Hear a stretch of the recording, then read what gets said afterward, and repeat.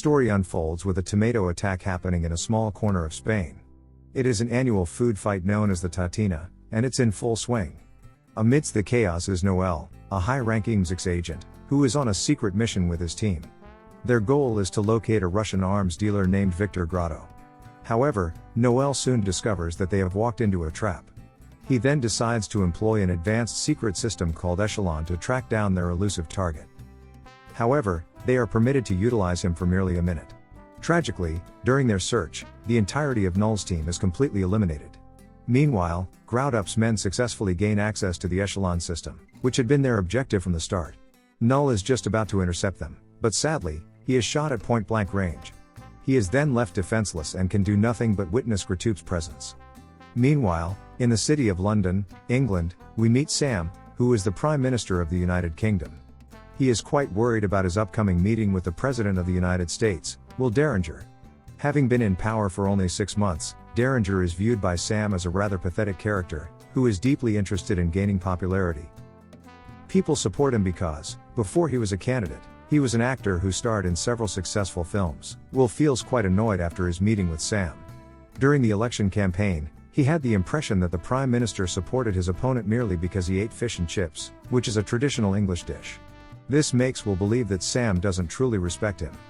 Nevertheless, the meeting proceeds as planned. With a press conference lined up at NATO, Will believes that if he is questioned about the unsuccessful operation in Spain, it would be wiser to sidestep the question. This is because it is a moment when sharing positive news is more appropriate. Sam doesn't seem to agree, and at the press conference, sensing Will's aggressive attitude, Sam gives the floor to a reporter who asks the president some delicate questions about the failed operation. Will can think of nothing better to say than to promise to arrest those responsible. Following this faux pas, the protagonist's advisors come to a consensus that they should travel together on the presidential plane. A quick salute from the steps would effectively showcase their unity and quiet any critics. Both understand it's in their best interests, leaving them no choice but to accept the plan. While the trip goes smoothly, a man from Greece infiltrates the plane, reveals Air Force One's location, and accesses its system. This enables the smugglers to intercept the presidential plane. As they begin firing mercilessly to bring it down, the president and prime minister attempt to escape with parachutes, trying to get out as best they can. With just 2 parachutes remaining, yes, only the Sams manage to escape alive. The news quickly spreads, displaying devastating images of the presidential plane's crash. Given the severity of the accident, both the president and prime minister are reported as missing. As a result, they're considering Vice President Elizabeth's succession. Meanwhile, Sam and Will are secure and need to journey far to seek safety at the Polish border. Unfortunately, they have now landed in Baru, where they will receive absolutely no help, since this country refuses to allow planes into its airspace. Sam thinks it's impossible for these men to cross enemy lines in search of bodies. Moreover, they must dispose of their phones, or else their enemies will start searching for them. After witnessing the wreckage of the presidential plane, Will is enraged and determined that those responsible must pay for what they've done. In the meantime, the vice president finds himself in the midst of a succession process and needs to reboot the Echelon system. During this time, Gradu seizes the opportunity to obtain complete access and control of the secret system through the reboot. After walking for many hours, Will and Sam try to steal a car. However, they are caught by local thugs who, not knowing who they are, begin to attack them. Luckily, a woman with a weapon steps in to assist the leaders. She makes the decision to bring them along with her, and with the assistance of her vehicle, she conceals them among her sheep, hoping to remain unnoticed. The woman is even forced to sacrifice one of her animals in order to gain permission to cross the border. When they arrive in Warsaw, Will and Sam express their gratitude to the kind woman who had guided them to their destination without expecting anything in return. As they say their goodbyes, the woman smiles warmly and tells them it had been a pleasure for her to assist them, since she had known from the start that Will was the president. Our protagonists finally reach the CIA safe house. Unfortunately for them, the system having been compromised, Victor immediately learns that they are still alive. Wasting no time, he orders his team to eliminate them. Will and Sam are greeted with euphoria by Marty, an agent in charge of the shelter. They see themselves as big fans of Will's and allow themselves to be distracted for a moment by his admiration. Sam pulls him back to reality and requests him to demonstrate the protocol for handling a situation like this.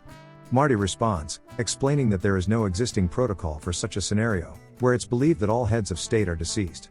Will, However, stays calm and considers that he should establish one. Marty gives them a tour of the premises and explains what's happening at NATO.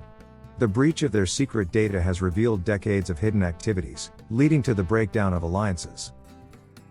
This, without a doubt, is causing concern among the heads of state, because when the summit is held, it will turn into a full-scale battle. At that moment, an alarm goes off. Grotto's men have discovered the shelter. Realizing the danger facing the heads of state, Marty opens a hidden compartment stocked with weapons. He puts on his complete tactical gear and provides them with detailed instructions on what actions to take if he is unable to protect them. Like a true hero, Marty leaps into action, fully determined to give it his absolute all. By utilizing a surveillance camera, he accurately neutralizes several enemies.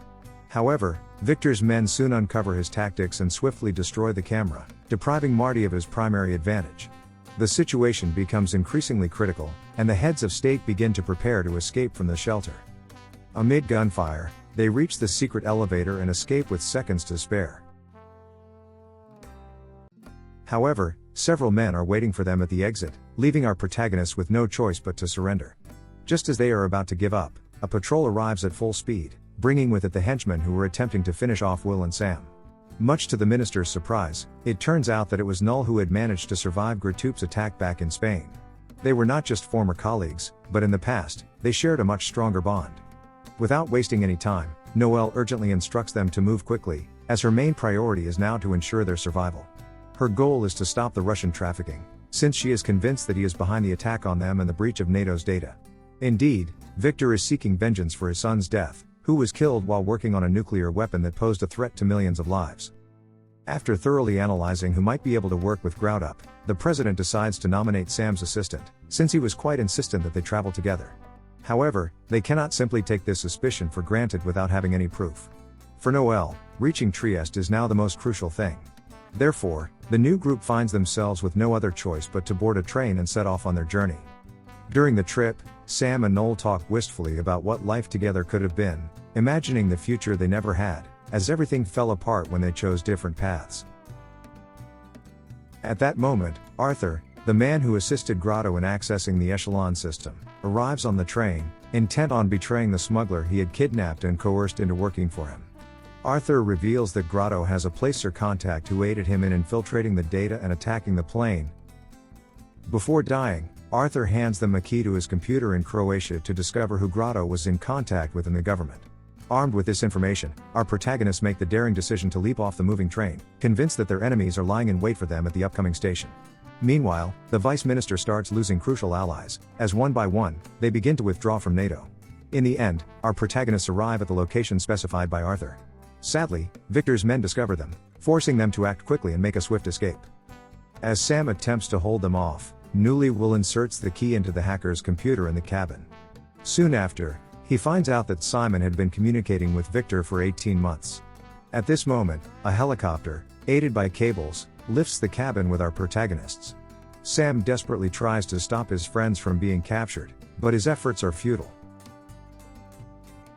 From the helicopter, Graudup fires a missile straight at the minister, resulting in a massive explosion that destroys the entire site. Meanwhile, Noel and Will successfully manage to leap out of the cabin just in time to reach safety. Heartbroken, our protagonists are forced to continue their journey. At dawn, Will reaches out to Elizabeth, asking her to send him a vehicle, and informs her that Simon is the infiltrator. When a vehicle arrives to pick him up, he is surprised to realize that it is actually Elizabeth behind the wheel, not his assistant as he initially believed. A fight soon erupts inside the vehicle, while other henchmen surround him. As the tension rises and the situation becomes more intense, Sam suddenly appears on a fire truck, having survived the previous attack. The heads of state decide to join forces and, with Noel's help, they bravely fight off the henchmen until they eventually manage to escape. Yes, Sam storms the summit to seize control. Amidst the debate, Groot shoots Elizabeth. Chaos erupts into a gunfight. Noel chases the trafficker, joined by the heads of state. Noel stays to fight a henchman, while Will and Sam take down the helicopter Victor planned to escape in, completing their mission.